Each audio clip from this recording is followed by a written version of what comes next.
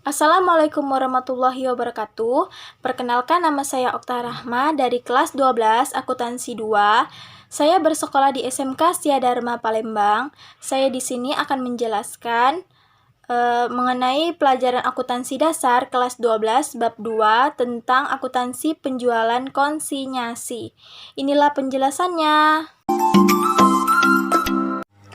Halo teman-teman, sudah saya jelaskan di awal video bahwa saya akan menjelaskan bab 2 akuntansi penjual konsinyasi.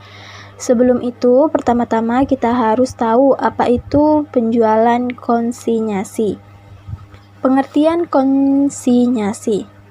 Konsinyasi atau disebut dengan konsigmen adalah penyerahan barang dari pihak pemilik ke pihak lain yang bertindak sebagai agen penjual disertai amanat untuk dijual dengan upah berupa komisi tanpa disertai pemindahan hak milik.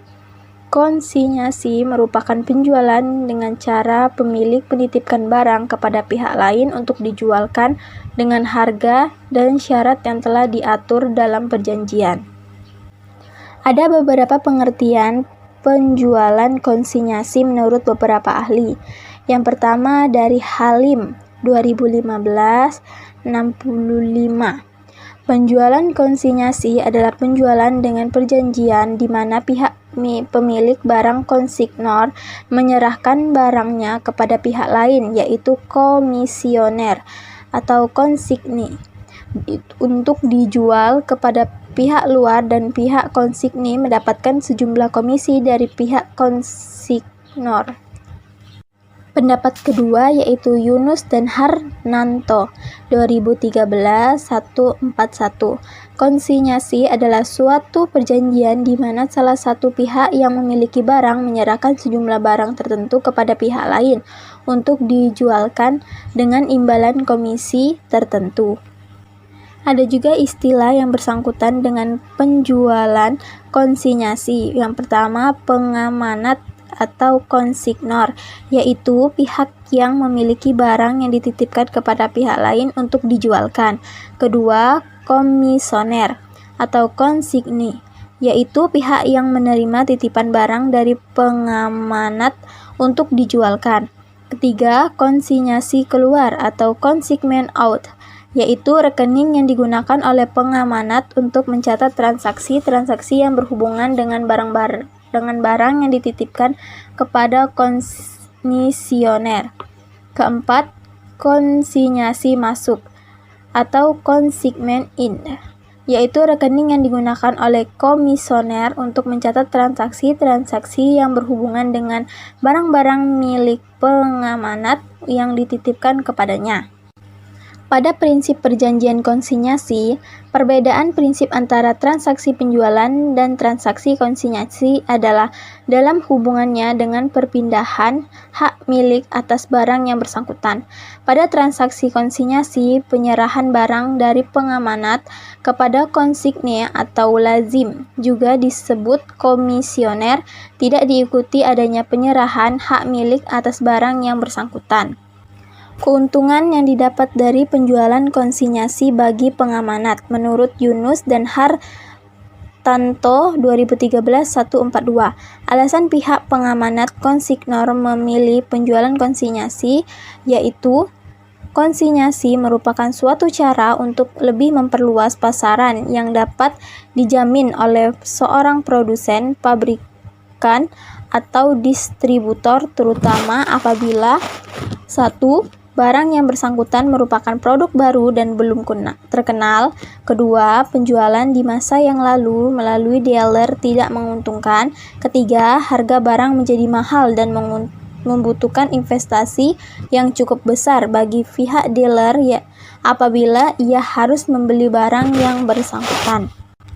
Ada pula akuntansi metode laba terpisah.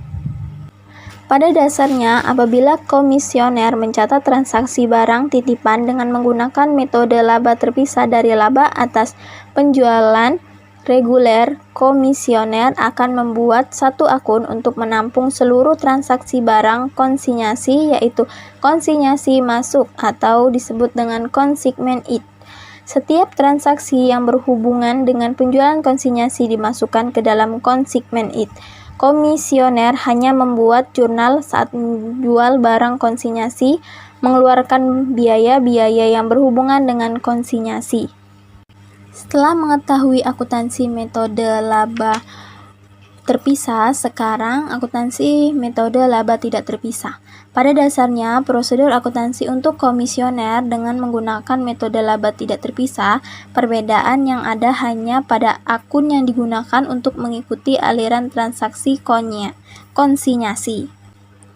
Menurut Halim 2015-66, apabila konsigne menggunakan metode laba tidak terpisah, maka setiap terjadi penjualan dicatat ke dalam akun penjualan diikuti dengan pengakuan pembelian atau harga pokok penjualan. Caranya adalah dengan mendebit akun pembelian atau harga pokok penjualan dan mengkredit utang kepada pengamanat konsignor.